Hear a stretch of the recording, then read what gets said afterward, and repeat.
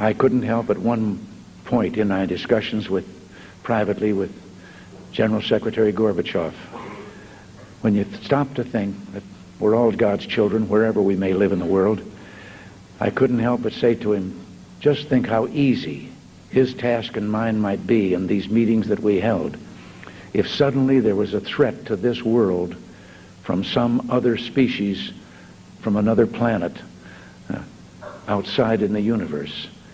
We'd forget all the little local differences that we have between our countries, and we would find out once and for all that we really are all human beings here on this earth together.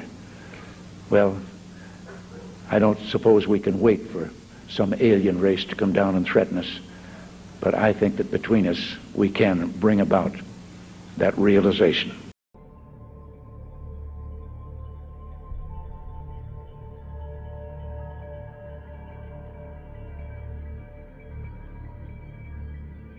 A UFO in China's skies forced Zhoushan Airport to stop operations on July 7th.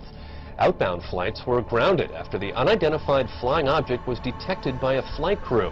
The incident has captured the attention of Chinese media, and theories about the UFO's identity are burning up on the internet as well. They include everything from a hidden U.S. bomber to an elaborate man-made hoax. For now, the UFO continues to be a mystery. A spokesman from China's Civil Aviation Administration confirmed to ABC News that the matter is under investigation.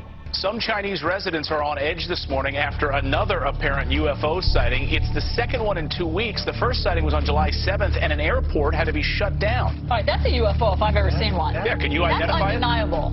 The airport had to be shut down after people apparently saw twinkling lights above the airport terminal. 17 flights had to be diverted. The latest sighting happened just 2 days ago, and people say they saw 4 lantern-like objects forming a diamond shape in the air, hovering in the sky for over an hour. And aviation experts say they don't know what it was. It wasn't a plane.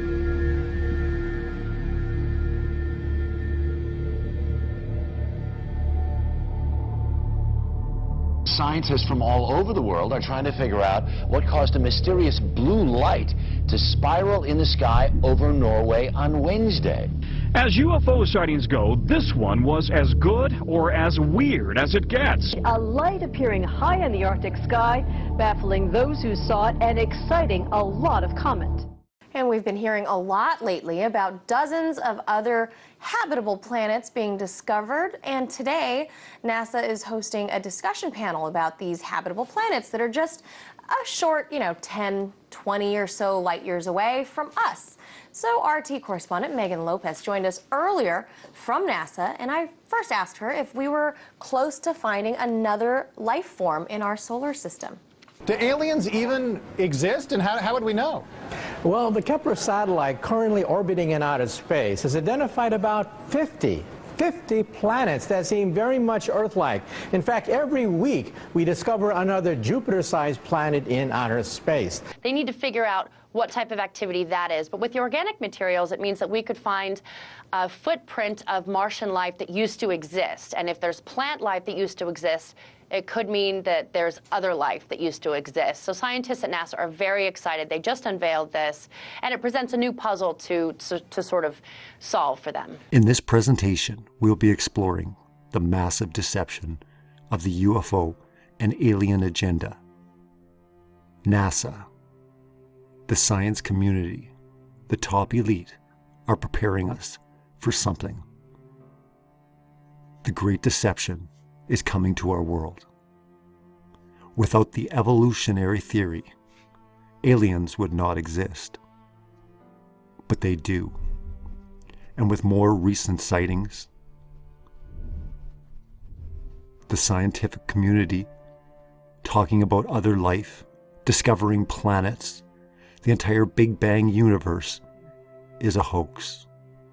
The entire Big Bang universe they have constructed is to enslave us into the great deception that's coming into this world.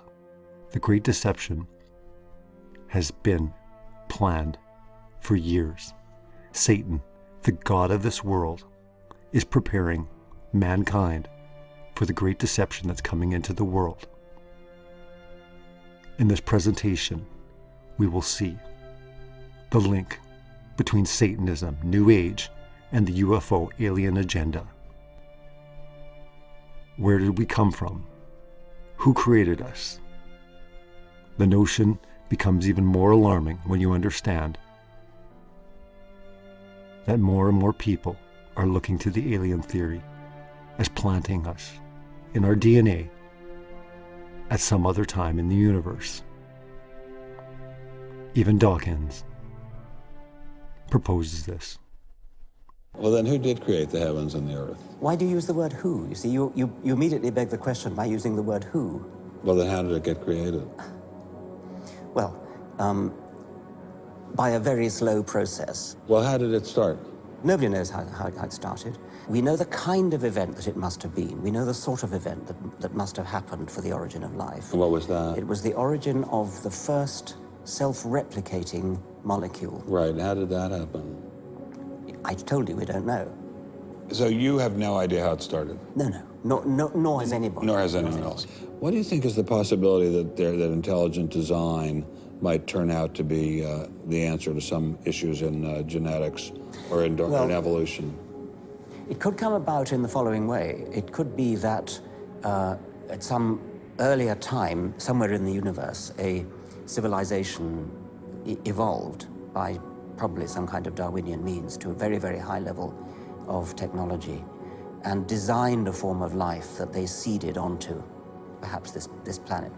Now, that is a possibility and an intriguing possibility. And I suppose it's possible that you might find evidence for that if you look at the details of biochemistry, molecular biology. You might find a signature of some sort of designer. Wait a second. Richard Dawkins thought intelligent design might be a legitimate pursuit? And that designer could well be a higher intelligence from elsewhere in the universe. Well, but that higher intelligence would itself have had to have come about by some explicable or ultimately explicable process. It couldn't have just jumped into existence spontaneously. That's the point. So Professor Dawkins was not against intelligent design, just certain types of designers, such as God. With their fake land rover on Mars, discovering water, or the remains of water, is to give us the notion that there are other life forms out there, and that they will come in contact with humanity, will give us the answers, will tell us the reason, why, who, what, when, where. All of our questions will be answered. This is the Antichrist system Satan has planned. He has worked with the science agencies, with the space agencies, with modern physics. The scientific community is not science. It's a religion. It's an agenda. Look into the facts, study these. Understand that we have been lied to. Our entire universe is one big lie. If we look into everything, we will see that the UFO Alien Agenda is the grand finale of the entire deception that's been placed on humanity. Why would they lie about the Big Bang universe? Why would they lie about evolution? Why are they lying to us? Why are they lying about the Earth? Because without the Earth being a planet, everything falls apart. The Earth is not a planet. God created us unique and special. The Earth is stationary. It's motionless. The Bible is very clear. The war between science and religion has been going on for thousands of years. Understand that the science community has hijacked real science, the scientific method of being able to observe, to test, to repeat, to do an experiment that can be verified. None of their claims can be verified. They mask everything in billions and millions of years. From the fossil record to our entire universe, from the stars that are in the sky, the Alien Agenda is the grand finale. of all of the deceptions and of all the lies that have been told to this world. Understand that you've been lied to. Every day we see things in the sky. There's about 150 UFO sightings every day. Now 90% can always be explained as, naturalistic or man-made objects. And what's happened is there's been a cultural conditioning because of the advent of science fiction. Science fiction is the #1 entertainment genre today, bar none. And because of evolution, people interpret what they see in the skies as being otherworldly craft. So simply put, because evolution is the ruling paradigm, if evolution occurred on the Earth, they think there's somewhere in this 14 billion-year-old universe, there must be a myriad of planets, and if that life has evolved on those planets million or billion years in advance of human beings on the Earth, well, just imagine how advanced their technology would be. I mean, that's the stuff of science fiction, right? When they go out and they explore the universe and they see, in Star Trek, all these different alien races at different stages of their evolution. And so people look up and they interpret based, I think, on those two things. What is coming here? Jesus says that let no man deceive you, many will come in my name. He also says that even the elect would be deceived if that were possible. We read in 2 Thessalonians, Satan comes with all signs and lying wonders. So it gets to the point, what are we really looking at here? What is coming is unprecedented. And the roots of all this can be found literally in Darwinism, because Darwinism sets up an intellectual and spiritual vacuum in a person to where that person goes, well, if we're just, an accident of evolution, well, where did it all start?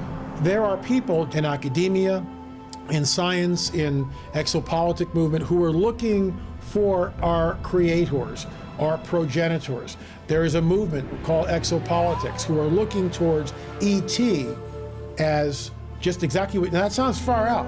He says, well, maybe millions of years ago in another part of the galaxy, a race of highly evolved extraterrestrials would have created mankind and then scattered us through the universe, and here we are. That's panspermia.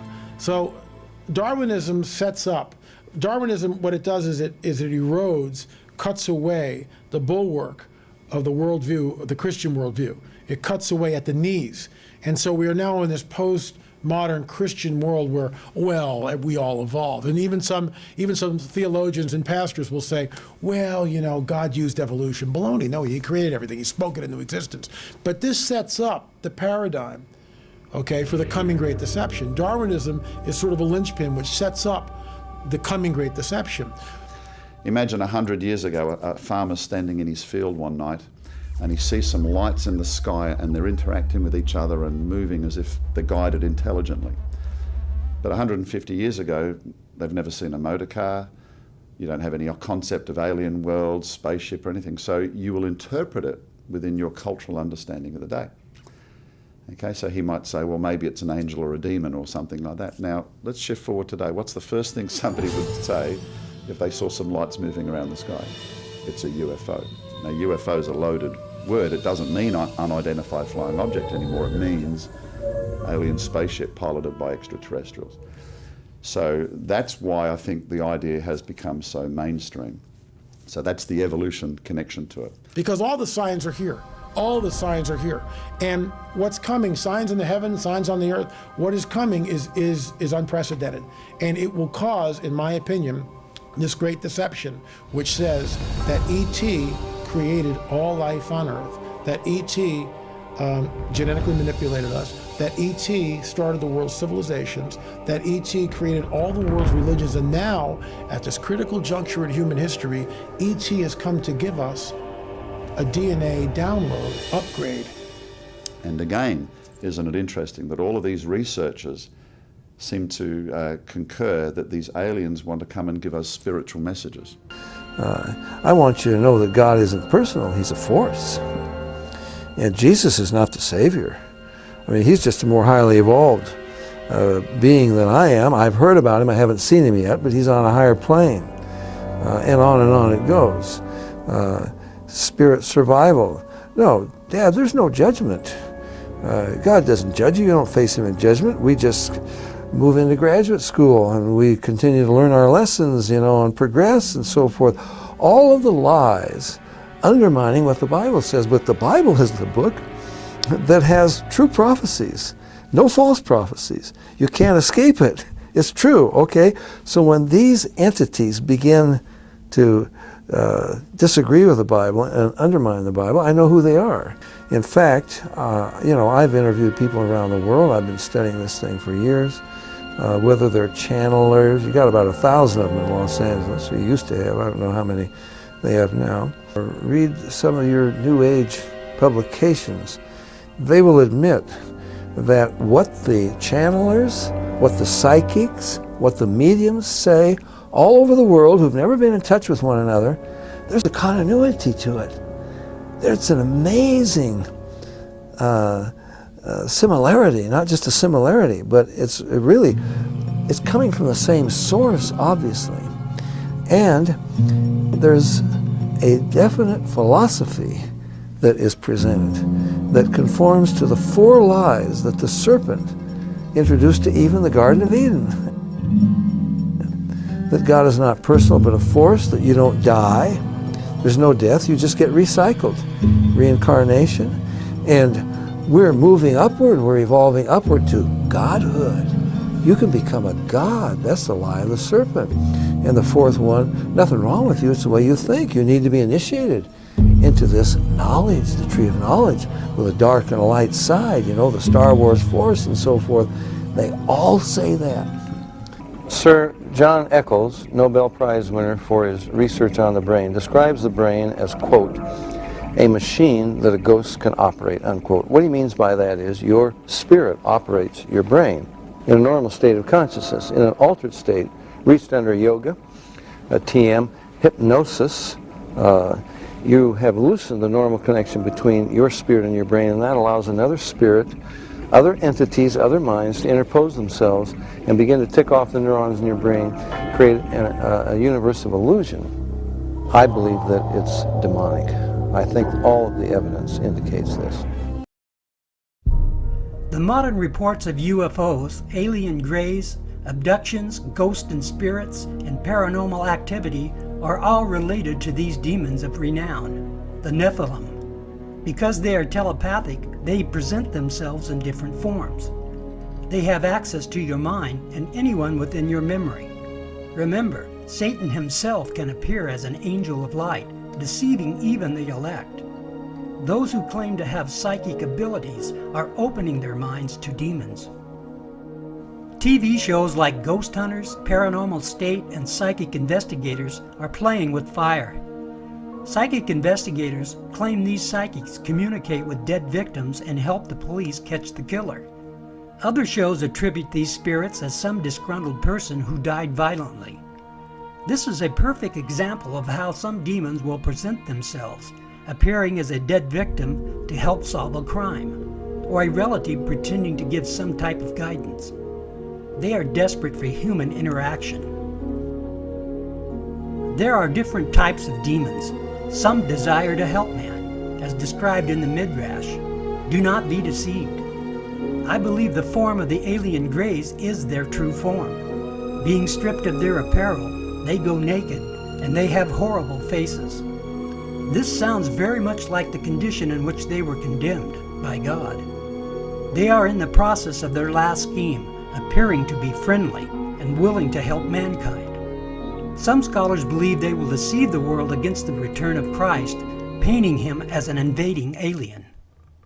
Some of the passages that puzzle me the most in the scripture, it describes that the whole world is going to go to war against God. Now, I can understand the world rejecting God, I can understand the world not believing God, but somehow it's always been hard for me to visualize the world mustering its resources to go to war against God. And yet that's clearly what it says in Psalm 2 and a number of other places. But you know, suddenly I can begin to understand how this might happen, because there are many people that believe that there are already aliens among us conspiring with the government, whatever, and they visualize these as being the good guys. They're here to help us. They're here to give us advanced technology. There are people that really have this kind of attitude. I can begin to see a scenario which we sometimes call good cop, bad cop kind of thing, where Satan's emissaries pose to be our friends to help prepare us for the bad guys who are coming. And I can visualize the whole world being deceived and taking up arms against God, thinking that they're being led by their friends who are actually Satan's emissaries. They have been stripped of their apparel. They go naked. And they have horrible faces.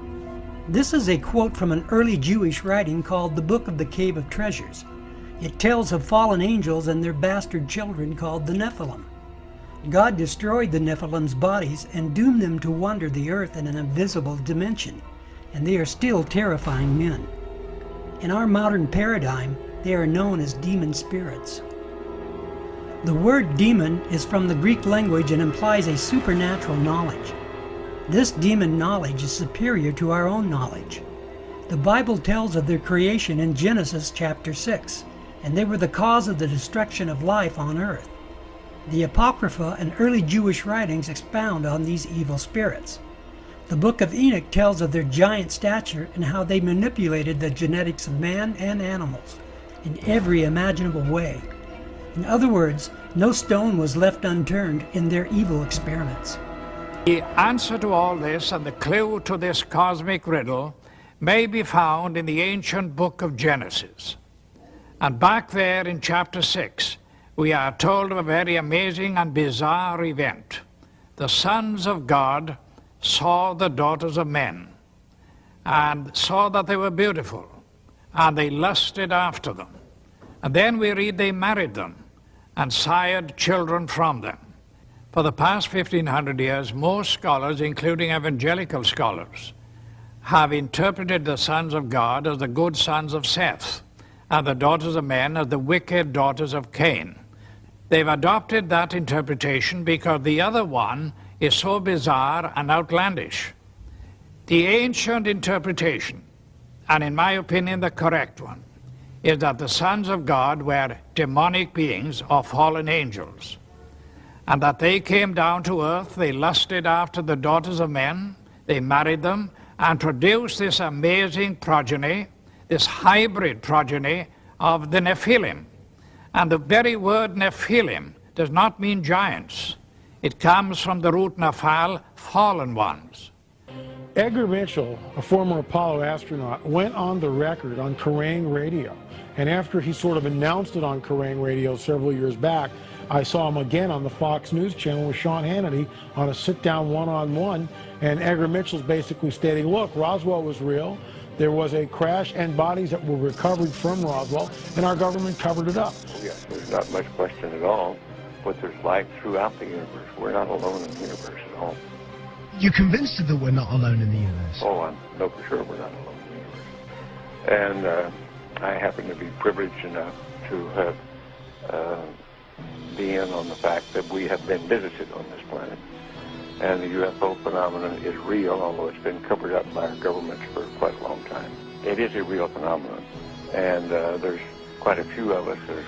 It's been well covered up by all of our governments for the last 60 years or so, but slowly it's leaked out, and some of us are privileged to have been briefed on some of it, but I've also been in military circles and intelligence circles that knows beneath the surface of what has been public knowledge, that yes, we have been visited. He believes that, like I do, that there is a cover-up. We just have a discrepancy in our world's view as to what's behind the phenomena. Again, he's extraterrestrial, I'm interdimensional, and specifically the fallen ones, fallen angels, which we read about back in Genesis 6, once again manifesting on the earth. So there is evidence. There's plenty of evidence. We've got the witnesses. The popular documentary Ancient Aliens is trying its best to convince people aliens from other planets are responsible for the creation and evolution of mankind. They openly deny the God of the Bible while interpreting Bible passages in the same breath. I believe this is one of the deceptions Jesus alluded to concerning the end times, deceiving even the elect. The ancient alien theorists point to many artifacts and structures and claim these extraterrestrial aliens built them in the ancient past. I believe some of this is true, but these entities are not aliens from another planet. They are demonic spirits from an alternate universe, where they were sentenced by God. They are now disguising themselves as alien greys and are pretending to help man. Their spirit is also behind the transhumanism movement, the altering of human DNA. Most people are not even aware of what is going on behind closed doors. Scientists are actively manipulating the genes of animals and man under the guise of improving humanity. We are shifting to a transhuman base. We've come out of a humanist time, and now we're redefining what it is to be human. Whether we like it or not, we're becoming cyborgs. We're becoming transhumans. We have the opportunity now to try to do things better than nature has done. Why not have a stronger arm than we have? Why not be able to run faster? Why not be able to have tougher skins? If you're going to replace your eye for vision, why limit it to visual? Why not give it the kind of vision a bat has? Give it ultrasound. Could you imagine a Versace body design? Can you imagine a Terry Mugler body design?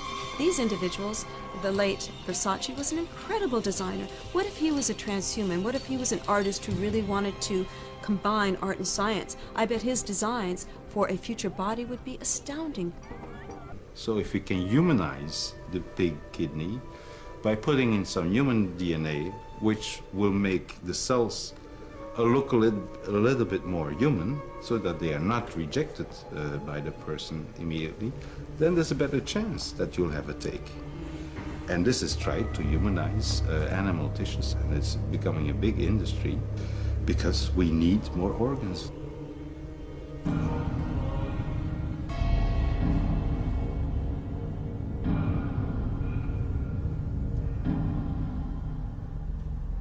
I think increasingly we're going to start realizing that this body is not sacred. The way we are is not some kind of God-given plan.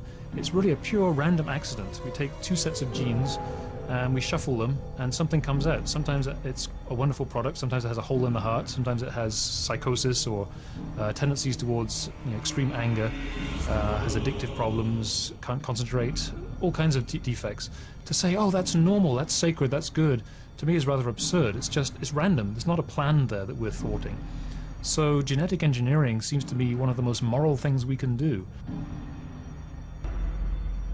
Wow, doublespeak at its best. This last man has completely reversed morality, saying transhumanism is the moral thing to do, when in fact it is the exact opposite, and the very thing the fallen angels and the NEPHILIM did in the days of Noah. All of these people believe in this delusion and are influenced because of their denial of God. The same is true with the ancient alien theorist. God sends a deluding influence so they will believe what is false, because they delight in their own evil will, as explained in 2 Thessalonians chapter 2. The idea around what we are doing in the genetics right now of humans, animals, plants, all seems to be an all-out assault on God's creative genius that goes back to that Genesis prophecy about the seed of the serpent and the seed of the woman being set at odds one toward each other. And this is why, of course, Pandemonium's Engine, why we gathered all of these scholars to address the various aspects of this issue, because in my opinion, nothing could be more prophetic. All of the Bible is all about genetics, the purity of genetics, and a war over genetics. Then it's a Mephistophelian bargain. It's a deal with the devil. It's back to why we named the book Pandemonium's Engine, that deal that was struck in Paradise Lost. Ye shall be as gods, is whispered in the ears of humanity. And but where does it take us now? I think we're seeing a repeat of ancient science.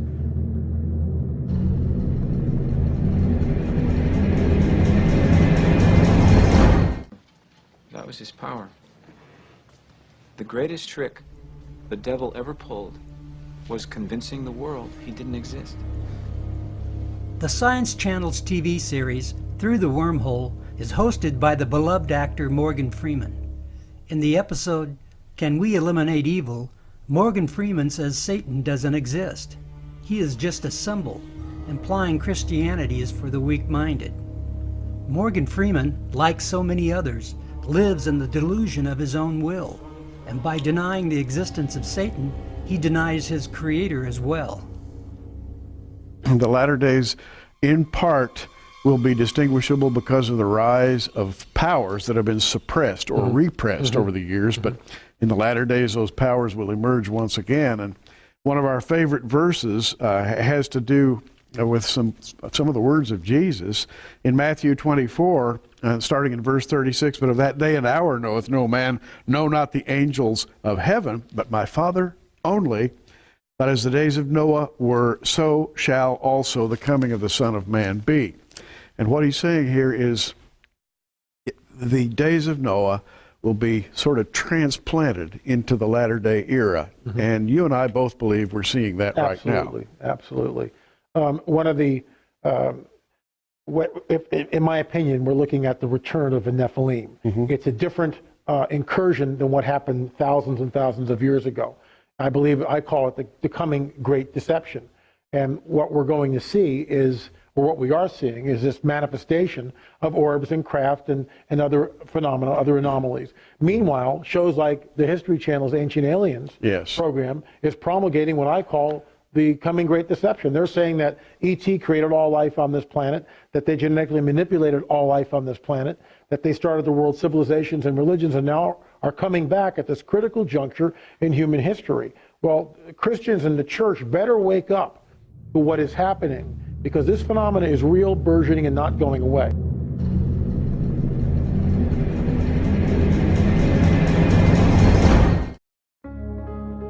Dr. Jacques Vallée has addressed the United Nations on UFOs and was the model for the Lacombe character in Steven Spielberg's Close Encounters of the Third Kind. He is the author of 8 books about UFOs and has been widely recognized as the premier researcher in ufology. In his book, Messengers of Deception, he says, "An impressive comparison can be made between UFO occupants and the popular conception of demons." In his book, Confrontations, he writes, "The medical examinations to which abductees are said to be subjected, often accompanied by sadistic sexual manipulation, is reminiscent of the medieval tales of encounters with demons." Jacques Vallée, at least at that time when he wrote that book, was an agnostic. Interesting that he comes to basically the same conclusions I do as a Christian from my research. And he said about UFOs, they're real, but they're not physical. They're messengers of deception. And this was based on his research of about 20 years. In Close Encounters of the Third Kind, that first film that came out about UFOs, the house that the mother and little boy were living in, you know, the toys began running around and screws unscrewing in the presence of UFOs. What the film was saying was the same people that run UFOs run haunted houses. And I would say that's absolutely true. John Keel was a world-renowned expert with unidentified flying objects and has written numerous articles and books on the subject. A self-described agnostic, he made this statement: "Thousands of books have been written on the subject of demonology, which is the ancient and scholarly study of monsters and demons. The manifestations and occurrences described in this literature are identical to the UFO phenomenon. Victims of demonic possession suffer from the same medical and emotional symptoms as the UFO contactees. They have been stripped of their apparel. They go naked. And they have horrible faces." It's just that the face is the eyes. They look horrible. And the eyes, the horrible look, had that information that you just told me?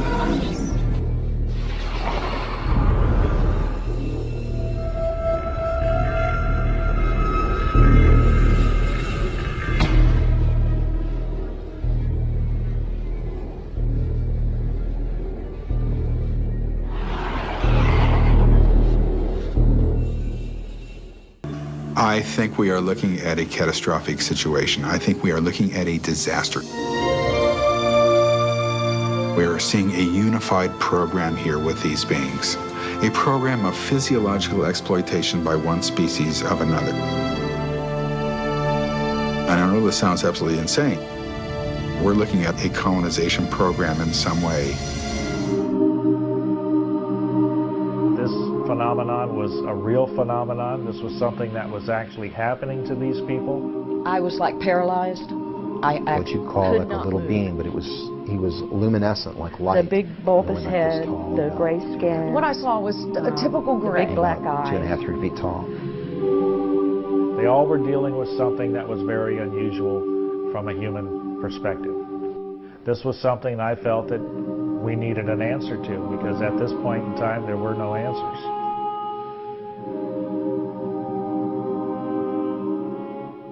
Now, there was a direct correlation between the experiment, the DNA experiment now, of giants to little gray aliens. They are actually related. We look at what the Bible says. It happened once, the giants, and then the flood. Well, then the giants came back, didn't they? Satan wasn't about to let that go.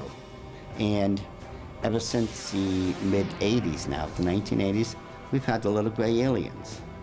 At that point, we had, I don't know how many different types of aliens. We had red one, green one, blue one, black one, some with scales, some with human skin, some with long hair, short hair, eyes, short eyes, name it, we have it. Something strange happened in the mid-'80s. We have one common alien now, don't we? The little grays. Big bulging eye, gray skin, no hair, 4.5 feet tall, skinny little dudes. Yeah, why? Why is it we only have them now? Did all the other so-called alien nations decide to just pack up their bags and leave? Or is something else going on here that we're not looking at? And trust me, that is the answer. We're not looking at this right. Because, as I said, there's a direct relationship between the gray aliens and those ancient giants. There's a spike in UFO sightings. We're getting more than ever before. There's a whole disclosure movement where people are saying they are already here. The governments of the UK, the French government, Belgium, the Germans, the Japanese, Brazil, and Mexico all have gone on the record stating unequivocally that this phenomena is real. And so you get this sort of deer in the headlight, you know, people, oh, those little gray guys are back again, Bob. That's right, Ted. You get that kind of chuckle stuff on the news. But what's happening is we need a real serious dialogue because the phenomena is real, it's burgeoning, and it's not going away. And just the fact that the governments in the countries that I named a minute ago have already disclosed that the phenomena is real should be enough to wake up the church. But most of the church sits with its head in the sand and plays church. We're told that Satan comes with all signs and lying wonders. We're told by Jesus, you know, unless those days were shortened, no flesh would survive. We're told by Jesus again, let no one deceive you, right? That even the elect would be deceived if that were possible. Why is it that we can't look at those passages of Scripture and begin to take them seriously and understand that we are in the window of time where all this is not going to happen, but it's manifesting now? You know, I've met now hundreds of people who claim they've been abducted by aliens. There are events that you cannot explain naturalistically. I mean, ridiculously, the most common mistaken UFO is the planet Venus, believe it or not. 27% of all sightings are the planet Venus, and it just sits there in the sky. So it shows you how people interpret things wrong. But we see craft moving on radar at incredible speeds. They fly into one another and become one object and go off in another direction. They defy the laws of physics. People that claim they're abducted, they say, you know, the aliens, if they think they're aliens, walk through the walls. And then they claim they're abducted into a spaceship and they go through the walls. Well, real physical craft and real physical beings cannot do that. So even the secular researchers, and it's not little Joe Christian saying this, I actually use the research from all the secular researchers, and it shows you that they kind of reach what they call a paranormal or a paraphysical explanation. And I would agree with that, but I wouldn't use the words paranormal or paraphysical. I would say maybe spiritual or supernatural. It gets weird here. In my research, and I know this gets really woo-woo here, okay? And if you're not up to this stuff, this sounds really far out, but it's scientific. We have talked to people that have claimed to have been abducted by aliens, okay? First of all, they're not aliens. We believe that they're interdimensional beings, i.e. fallen angels. There's a hybridization program going on. Whatever these beings are, they're extremely interested in our DNA and manipulating that DNA. We hear that over and over and over again. We have removed 16 implants, not we, but one of our colleagues, Dr. Roger Lear, has removed 16 implants from people. We have a trail, a chain of evidence. We have the person who tells this bizarre story of being abducted, okay, But now we bring it into the lab. We've got x-rays, here's the object. Okay, so the person isn't telling a lie. We've got a chain of evidence. We take the object out, we put it under a scanning electron microscope. Lo and behold, we see carbon nanotubes. It is a computer running, we think, about 100 times faster than the fastest computer we have on the planet. Our computers run about 3.5 gigahertz here. This chip has a clock speed. It gives off a signal when it's in the host body of 317 gigahertz. We think it's a clock speed. This thing, whatever it is, it's changing the host DNA. It's a prototype. And I realize if you haven't traveled in this stuff, it sounds incredibly bizarre. But here's the scientific evidence with a whole chain back to the host telling this bizarre story. Here's the implant that comes out of the host. Now we cut the implant in half. We look at it under an electron scanning microscope, and what do we see? Carbon nanotubes, fissures, like weird little, look like ganglia coming off this thing, where the nerve endings wrap around from the host, wrap around and sort of dock with this implant. The implant has a secretion which keeps the body from expunging it. High strangeness. Satan comes with all signs and lying wonders. It's time for us to, get the heads out of the sand and begin to look at this phenomena and understand that he's guarding this. But what would make people take the mark of the beast? What would make people want to line up and take this thing? No Christian in their right mind would. But Christianity has been, for the most part, like I said earlier, sort of chopped off at the knees, eroded by Darwinism. So you've got millions, billions of people who are awaiting something. They're looking for something. They're looking for our progenitors. And this is what I call the coming great deception, and it ties right in with the mark of the beast.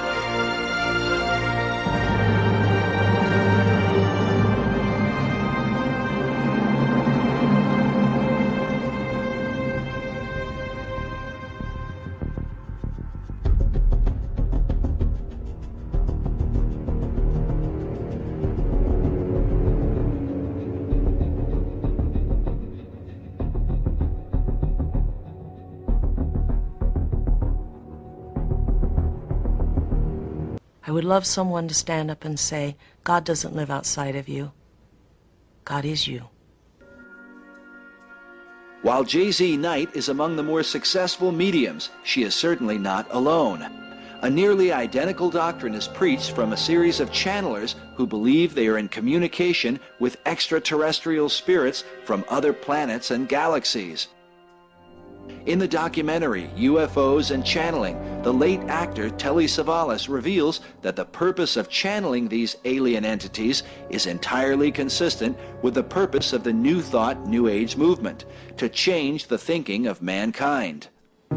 Tonight, we're going to show you some film that may change the way you think about life. Change the way you think about life. Next, we are introduced to a woman who channels a spirit, calling itself Leah.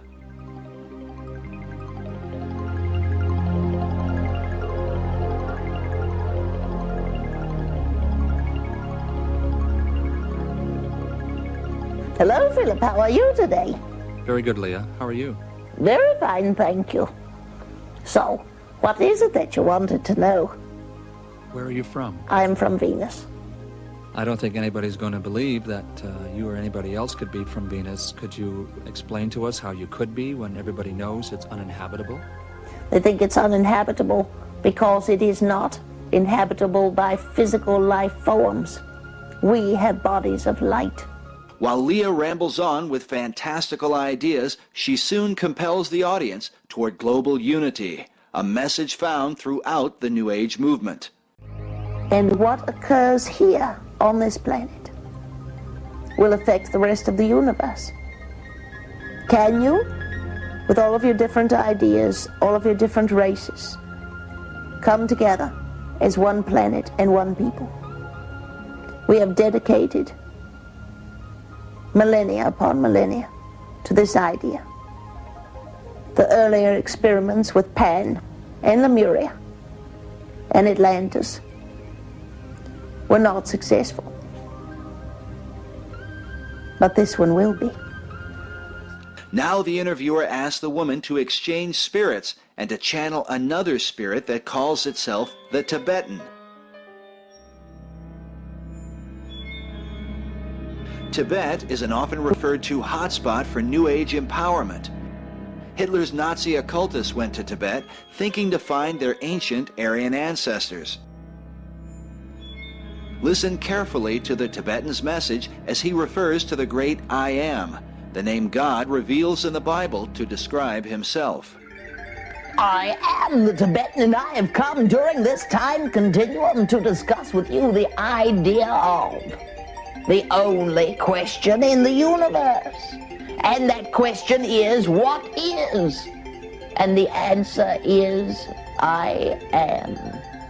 For all things that are created, that were created, that shall be created, fall under the question, what is?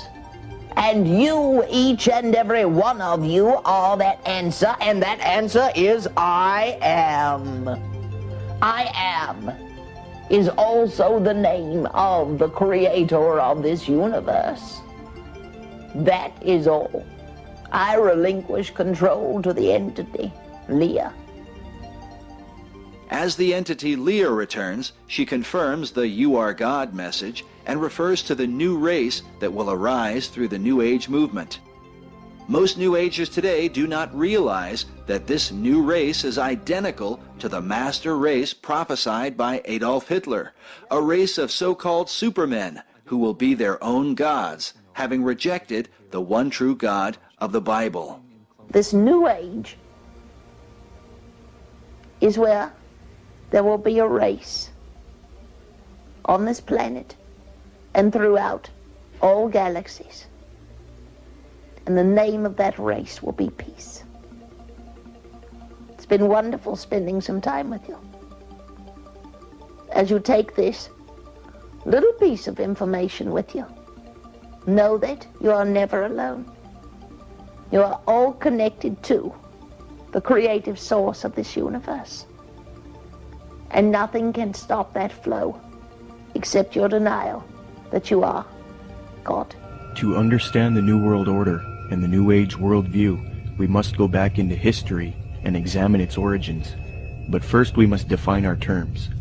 By New Age, I am speaking about a worldview that has many facets and components, such as astrological and zodiacal beliefs in the New Age concept, channeling higher powers to achieve knowledge, meditation, the belief that all is one, or forms of monism, the belief that we can attain godhood, esotericism, or in other words, reinterpreting ancient texts to find hidden meanings and unify all religious belief into one, the belief that we need a one-world system for the coming age of Aquarius. By New World Order, I am talking about a political agenda to create a one-world system, one-world government, one-world economy, unity of humanity into one organism, control over humanity, and submission of the masses. But today, the largest countries of the world have agreed a global plan for recovery and reform. I think a new world order is emerging, and with it the foundations of a new and progressive era of international cooperation. To understand what is going on today with respect to the New World Order and the New Age movement, we must have recourse to the 19th century organization called the Theosophical Society. This organization in particular, among others, is largely responsible for the modern New Age movement and the political doctrine known as the New World Order. The founder of this organization was a woman named Helena Petrovna Blavatsky. Born August 12, 1831, Helena Blavatsky was very interested early in her life in the supernatural and the mythological. From 1848 to 1858, Blavatsky would travel the world to ascertain an understanding of the religious traditions of the world. She claimed to have traveled to South America, Egypt, Canada, France, Greece, Mexico, Tibet, India, Germany, and England during this time. It is said that during this travel she learned many mysteries, secrets, and occult knowledge from every walk of life. With all of this new esoteric information in her mind, she moved to New York in 1873. Then in 1875, she formed an occult organization called the Theosophical Society. She founded this society with two men, Colonel Henry Steele Olcott and William Quan Judge.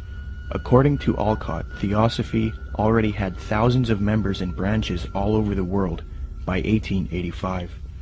After New York, Blavatsky and Olcott established the Theosophical headquarters in India, and the membership roster grew increasingly as time went on. Blavatsky's influence came from her writings.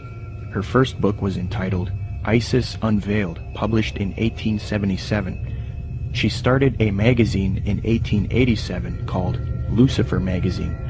Her principal work, The Secret Doctrine, was then published in 1888. She then wrote The Key to Theosophy and The Voice of Silence. These works are now famous, and contained in these writings are the doctrines that helped mold the New Age movement to what it is today.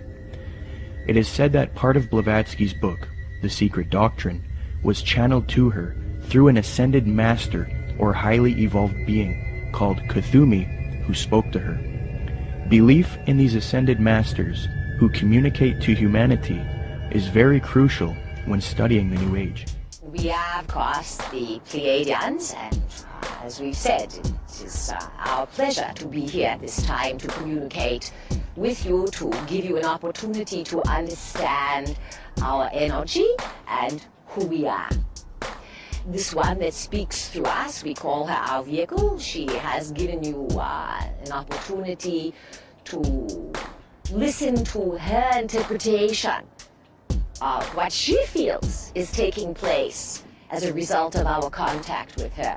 Allow us to communicate an idea to you, once again, that we would like to call the span. This involves the idea of a span of time and timing that is now upcoming on your planet. Although many direct experiences with these entities do seem to entail dread and negativity, there are plenty of accounts of positive experiences. Most of these experiences are found within the New Age movement, where the experiences are not direct physical contact, but rather spiritual through a process called channeling. This is where the person willingly invites entities who are referred to as the higher self, ascended masters, higher spiritual beings, extraterrestrial entities who are communicating telepathically, entities of higher densities, and a number of other alleged beings who are more evolved than human beings. Most of the quotes we've looked at in an earlier section of the ancient mystery schools and theosophy were all channeled information. In the case of Helena Blavatsky, the entity she channeled was named Kuthumi and El Mura, both of whom were considered ascended masters from northern India and Tibet. Alice Bailey channeled the entity Dejwal Khul, also considered an ascended master. Today there are several New Age teachers who claim to get their information from a source of a higher spiritual origin. According to the New Agers, Theosophists, as well as many elitists and Freemasons, there exists a group of highly evolved men and women called the Masters of Wisdom. These powerful groups claim that Buddha, Krishna, Muhammad, and Jesus were all masters of wisdom, and that a being named Maitreya is the leader of these beings, who in turn is subject to the true leader, Sanat Kumara. New Age Theosophist Dane Rudhar concedes that the leader of the Masters, Sanat Kumara, is in fact Satan, according to the esotericists. Quote, Satan is an anagram for Sanat Kumara, who in the esoteric philosophy of India is the Promethean being who gave mankind the fire of self-conscious and independent individual selfhood, unquote. John Michael Greer in the New Encyclopedia of the Occult notes, quote, Satan has a possible echo in theosophic lore, where the Lord of the world, the spiritual ruler of the earth, and the head of the Great White Lodge is Sanat Kumara, a lord of the flame who descended to earth from Venus in a fiery chariot some 6 million years ago, unquote. Helena Blavatsky taught her students that it is actually Satan who is God, the Messiah, and that Jehovah is the evil one. She stated, quote, It is but natural, even from the dead letter standpoint, to view Satan, the serpent of Genesis, as the real creator and benefactor, the father of spiritual mankind. For it is he who was the harborer of light, bright radiant Lucifer, who opened the eyes of the automation created by Jehovah, as alleged, and he who was the first to whisper, In the day ye eat thereof, ye shall be as Elohim, knowing good and evil, can only be regarded in the light of a Savior, an adversary to Jehovah, the personating Spirit. He still remains in esoteric truth, the ever-loving messenger, the angel, the seraphim and cherubim, who both knew well and loved still more, and who conferred on us spiritual instead of physical immortality.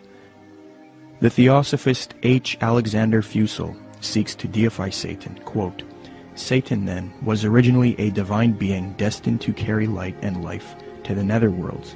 He stands for the gift of free will and self-conscious mind to man, a power which at once seduces and uplifts man, for with free will comes the power to go astray.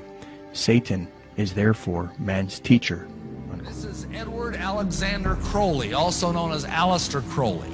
He styled himself the wickedest man in the world. He believed himself to be the great beast, and he changed his name to Aleister Crowley, so it would add up in both English, Hebrew, and Greek Kabbalah as 666. In 1904, Crowley had a communication with an extraterrestrial being named Iwas. And this being, through his wife, kind of a channeling type operation, brought forth a book that was called the Book of the Law in 1904. And this book declared that the slain and risen God, i.e. Jesus, had stepped off the throne, and that a new God, the crowned and conquering child, was taking his place. Crowley's most renowned work, and one whose composition is worth understanding in the context of our study. While visiting Egypt in 1904, Crowley's first wife, Rose, began going into spontaneous trances, muttering things like, "They are waiting for you," and "He who was waiting was Horus." Intrigued, Crowley and Rose went to visit the Cairo Museum.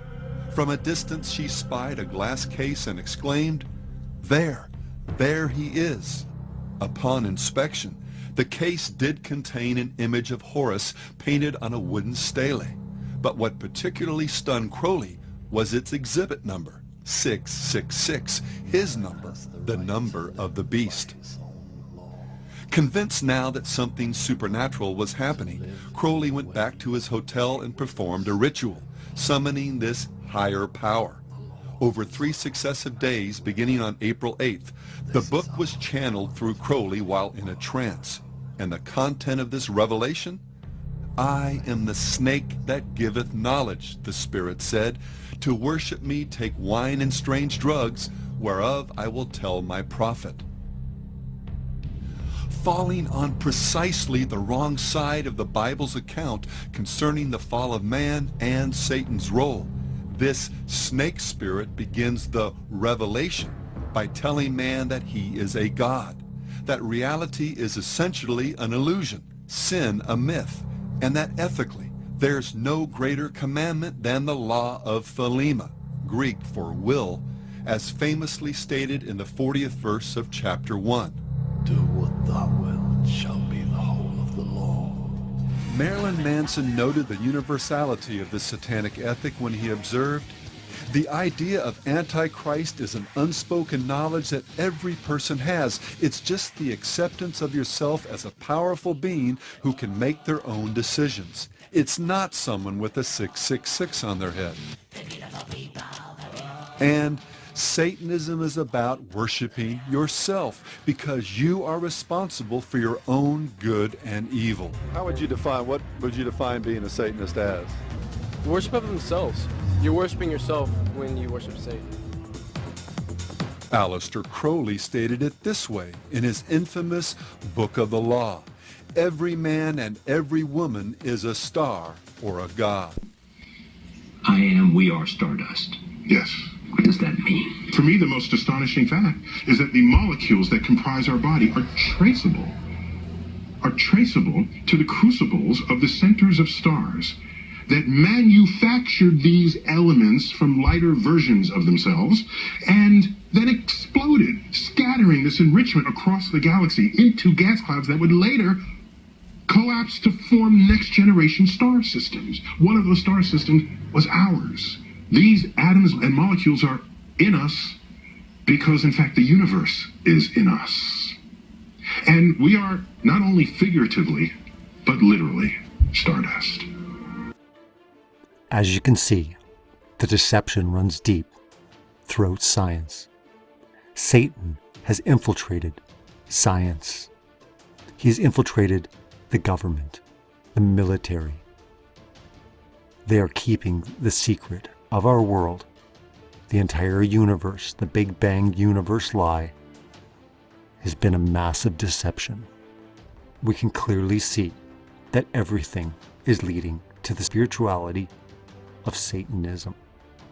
Satanism is nothing more than believing in yourself, is saying no to God and doing what you will, doing what you want. Do what thou wilt shall be the whole of the law. This is what we see with the alien, the UFO deception. In an enclosed world created special and unique, planets, entire galaxies have all been a lie.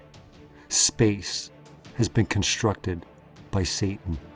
Dark, void, black. This is the flat earth truth of the UFO alien deception. NASA, the military, government, scientism has all been lies. They're all leading mankind to a pinnacle, to a point in history where there will be contact, where the answers will become clear. Don't fall for the deception. Don't be deceived. This is an evil, evil system being set up, has been set up for years. The entire Big Bang universe constructed is nothing more than lies. The Bible is very clear that we were created unique, that the earth is stationary, it's motionless. The earth does not move, that everything, the sun, the moon, and the stars revolve around us. Look up in the sky. Don't listen to what you've been told, whether it's spinning the globe in your classroom. Go out, look with your own eyes, test things, put them through scientific experiments. The scientific method is to test.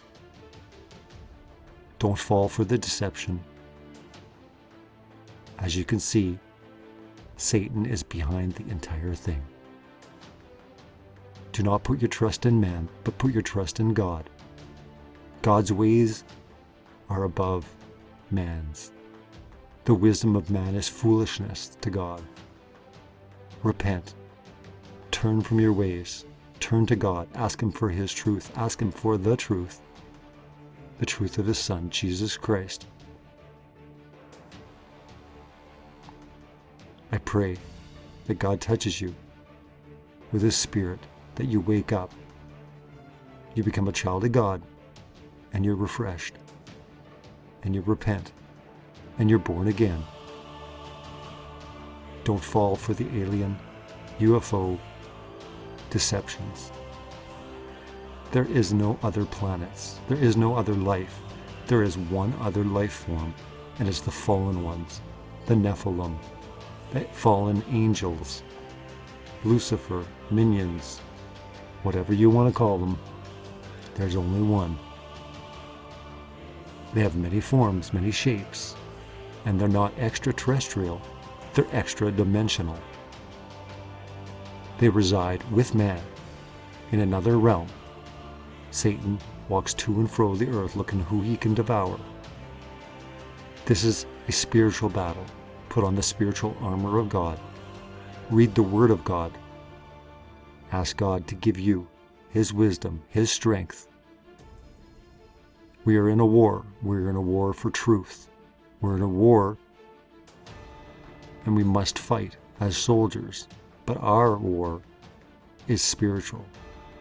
Our war is on our knees, praying, exposing, letting people know the lies of this world. Don't listen to people when they say the Bible is just a book written by man. The Bible is so much more. You want to discredit it. You want to discredit religion. Religion is man-made, but God and true worship. True worshipers will worship in spirit and in truth. These are words from the Bible. Read the Bible. Get to know God. Talk to Him. He will save you from the deception that's coming into this world. He will save you from the lies of evolution and the Big Bang and everything you've been taught about your very existence. Wake up. Don't be deceived. Know the truth.